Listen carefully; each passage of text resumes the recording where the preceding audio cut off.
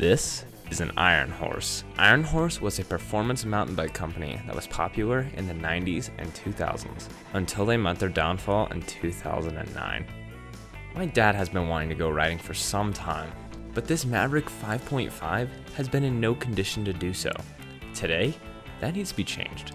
First on the list, a good wash. Never mind, we have to take off stuff we don't need first.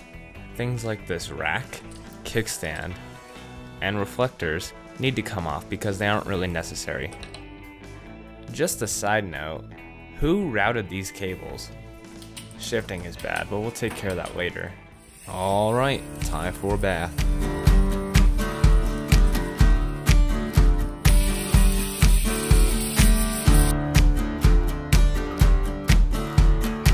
I never really knew how good this bike looked until I got all the caked layers of grease off. It would have been cool to see this kind of paint scheme on a higher end bike. This dork disc needs to go.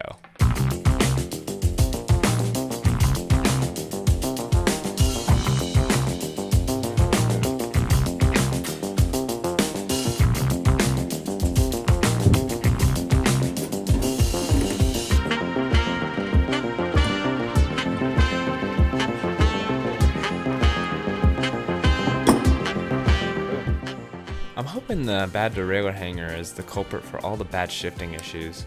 So let's straighten that and see if we can get all the gears to align properly.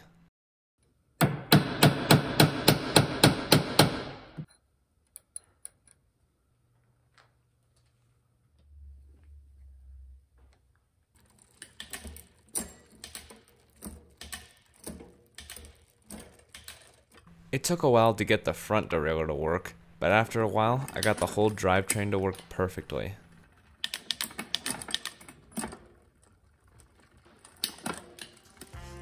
The fork that's on the bike compresses too easily and has no control on the rebound, so it's kind of like a pogo stick and can bounce you off the pedals. So we're gonna try and fix this by putting on my old Suntour fork. The Suntour fork is kind of blown, so it might not compress all the way, but it's better than getting bounced off your pedals. Now we gotta take off the wheel, the brake, and the bars, which wasn't hard at all. Now we pull the fork off and delicately take off the crown race. Now we swap the race to the Suntour and then throw everything back together. Instead of using those old narrow bars that came with the bike, I'm actually gonna use my old wide Kona bars that came with my bike and I took off from my carbon ones. A wider bar makes the bike a little easier to control because it actually gives you more leverage on the wheel. This will make the bike just a little more capable going downhill. After some correct cable routing, the cockpit is done. All I had to do was throw on the wheel and throw on the brake caliper, but I had to do something stupid. The chain is so long that in first gear, it actually touches this gear right here. The pulley and the big gear on the cassette actually make contact. So if I tighten up the chain, it'll do that, and then it won't touch anymore. The bike would have been fine if I never touched this, but instead, I took half the chain out because I didn't realize that I pulled down on the derailleur. So, taking half the chain out didn't make it clear, it just made things worse. Way worse. So this video was supposed to end all happy and, oh, I get to ride this bike that's been sitting forever and we completed the restoration. Well, that did not happen. I went to go pedal, just took it outside to go pedal, and the derailleur hanger just snapped in half. Now, I've never seen that happen before. Maybe there was too much tension on the derailleur itself because I took too much chain out. I don't know. All I know is that it just snapped. That's right. Too much chain out means too much tension, and the hanger broke. So now I had to go online and order parts. Alright, it's been about a week, and I finally have the parts for this build.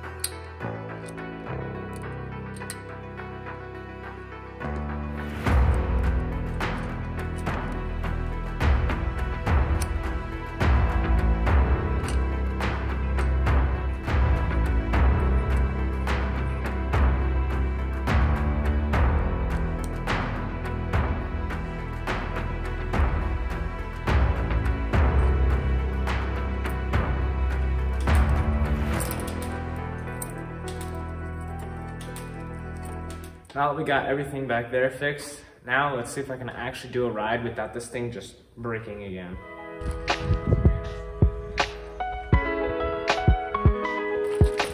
This is probably a terrible idea, but I'm gonna do it anyway.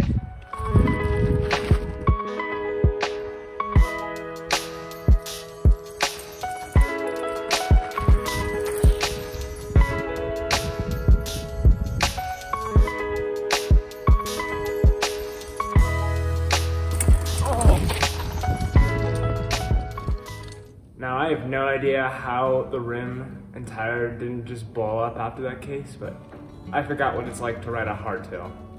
Some of you guys in the comments were asking how much my bike weighs, so I'm gonna weigh this bike and compare it to mine, and you guys will see kind of a baseline of what my bike weighs.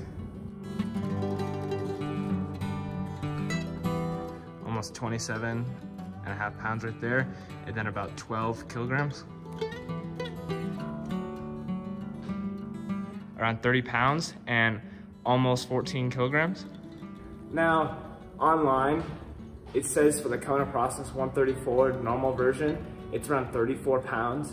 And so with the mods that I have on it, which is Dior XC cranks, which was provided by Shimano because my old ones broke, the SRAM G2 brakes, carbon fiber bars, and a couple other goodies that are on the bike, brings the weight down almost 4 pounds, which is crazy for a really nice trail bike like this. This bike will be the perfect beginner bike for my dad, except there's only one problem. This bike is too small. He's a large and this is a medium. So this will be my loaner bike for my friends getting into mountain biking. But as for my dad, we have a solution. Next video will be all about it, but for now I'll give you a hint. It uses one of these. Stay in the air and I'll see you all next time.